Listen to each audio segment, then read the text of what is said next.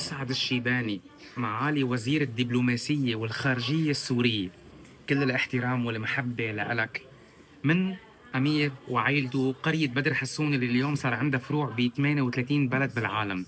أنا من طرابلس ومن لبنان، بس أنا بحبك كأنك لبناني لأنه أنت من الشباب اللي بتشبهنا، لأنه نحن بنحاول بكل شغلنا الحلو نصنع لبنان جديد، وأنت عم تصنع سوريا جديدة مع فريقكم ومع فخامة الرئيس والجميع.